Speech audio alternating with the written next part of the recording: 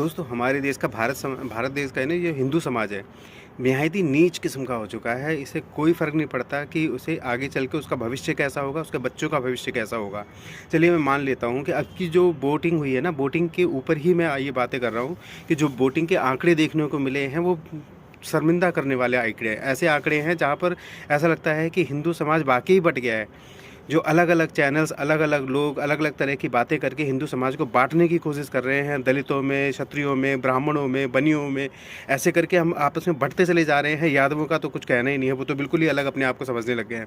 तो ये जो समाज बँटता जा रहा है ना, उसका असर वाक़ई ही देखने को मिल रहा है। जो चैनल्स आ रहे हैं, जो लोग सुनते हैं, उसका सीधा-सीधा असर हिंदू समाज के दिमाग के ऊपर हो रहा है। वो कभी बिल्कुल ये नहीं सोच रहे हैं कि हिंदू हिंदू है। हिंदू बनिया, ठाकुर, यादव और दलित नहीं है। हिंदू सिर्फ हिंदू है।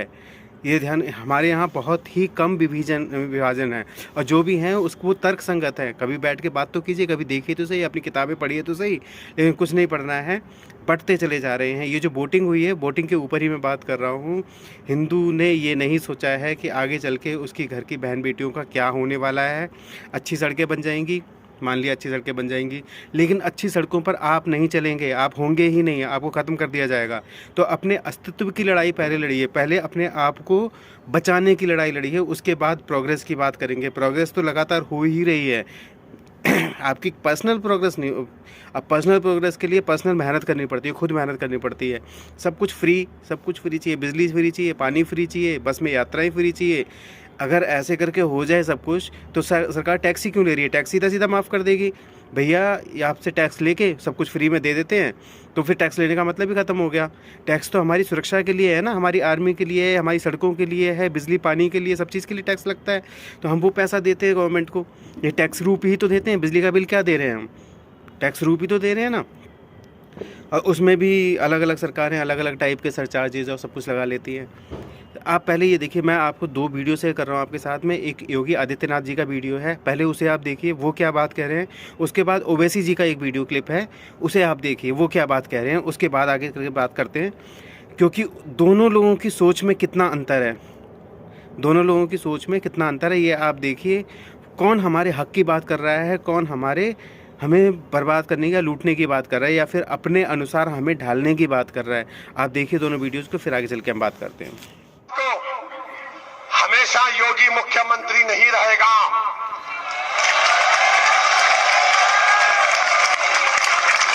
हमेशा मोदी प्रधानमंत्री नहीं रहेगा।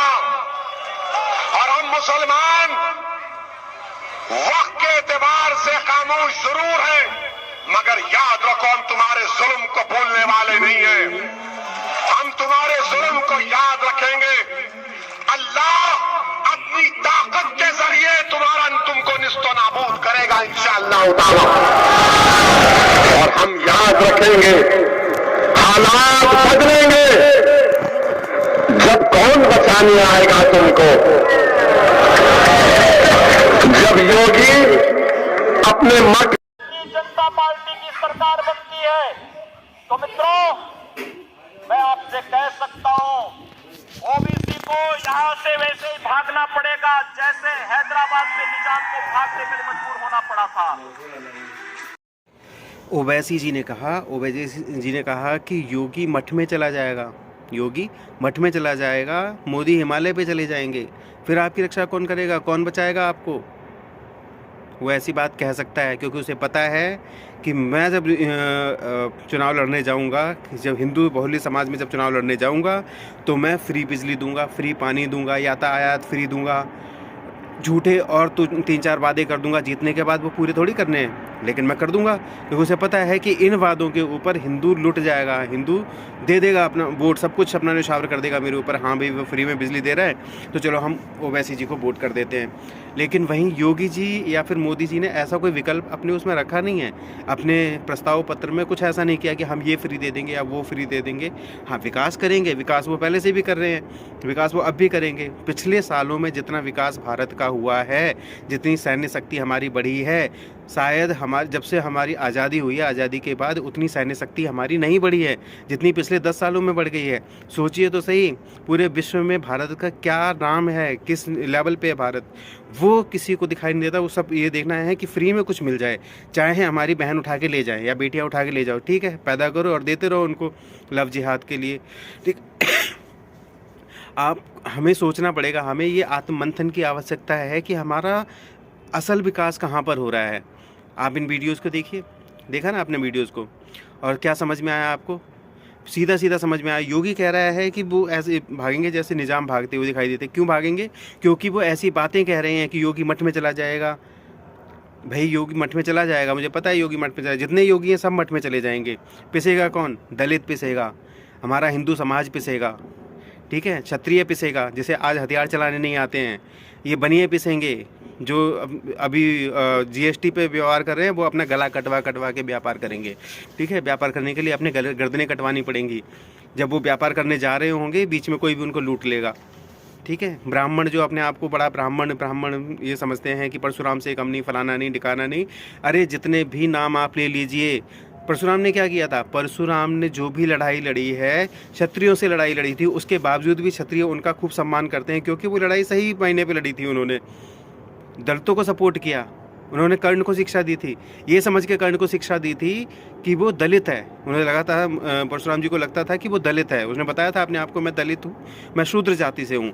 तब भगवान परशुराम ने उनको शिक्षा दी थी। ऐसे ही नहीं दे दी थी शिक्षा, कोई क्षत्रिय को शिक्षा वो देते ही नहीं थे, और ना ही उन्होंने कभी दी है कोई शिक्षा क्षत्रिय को, कुछ सिखाया ही नहीं है।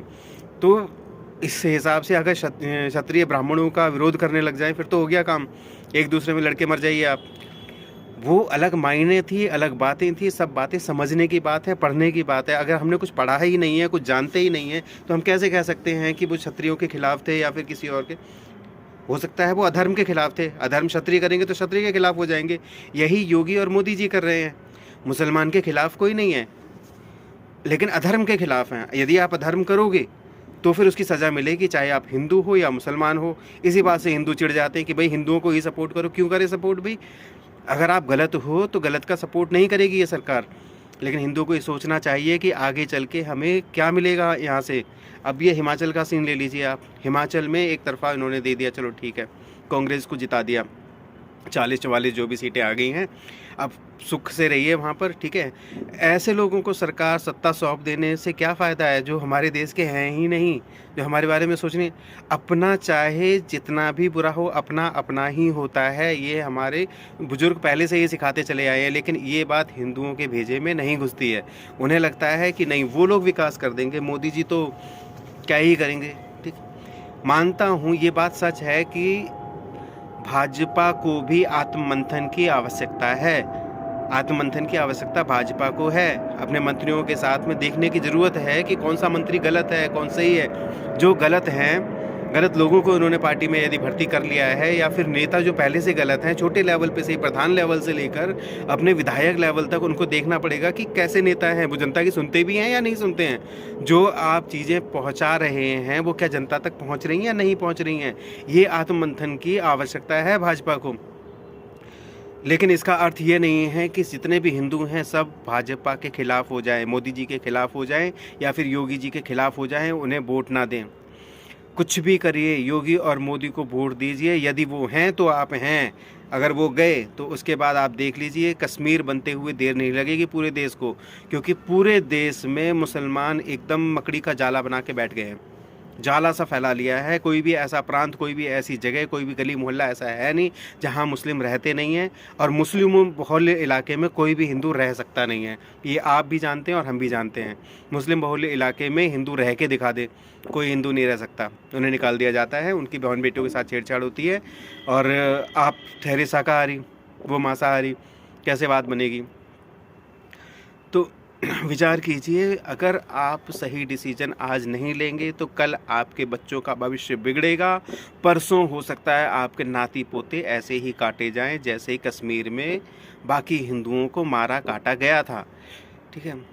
तो सोचिए और विचार कीजिए।